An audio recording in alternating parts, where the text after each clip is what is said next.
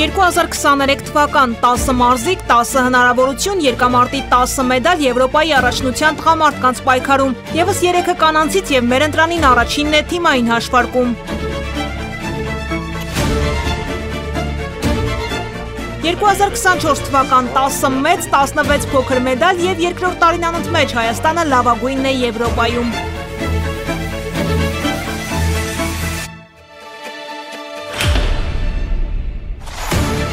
Տղաներն արդեն պատրաստ են 2025-ի աշխարհամասի ծանր մարտերին, կրկին 10 ծանրորդ մեկնորեկ Անդրանիկ Կարապետյանի փոխարեն։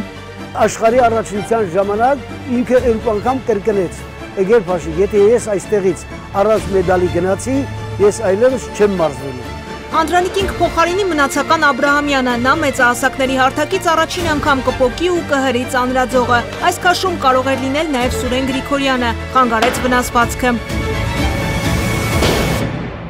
Մնացականը բավականաչափ լավ է, մնում է փոքրվարություն մի քիչ հղկվի եւ ամեն ինչ կարգին կլինի։ Մեծերի աշխարհի առաջնությունում փոքր բրոնզից հետո Փաշիկ Ալավերդյանի հայտացուցակում է նաև Գառնիկ Չոլակյանը։ 96 կիլոգրամ քաշային կարգում չկա Հակոբ Մկրտչյանը, կա ու կներկայանա Դավիթ Հովհաննիսյանը։ 102-ում ունենք 2 մասնակից՝ ծնկի վնասվածքից ապաքինված Արա Աղանյան եւ քաշը փոխած Պետրոս Պետրոսյան։ Պարտադրված էին քաշքցել իրեն, ես չեմ թողնում մարզիկները քաշքցեն։ Չնայած որ իրեն այդքան էլ շատ չի, 3 կիլոգրամ 4 դա հնարավոր է, ամեն դեպքում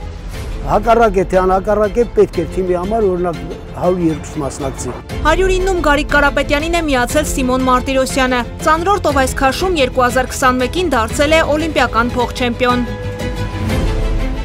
Գարիկը հիմա գտնվում է ուսումնամարզական հավաքներում, 200 կիլո արդեն տաճուկ է անում,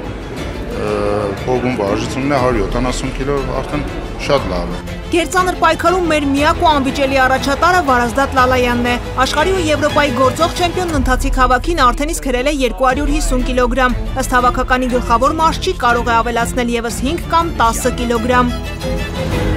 Նարինե Մելիքյան, Հարություն Նավասարդյան, Fast News։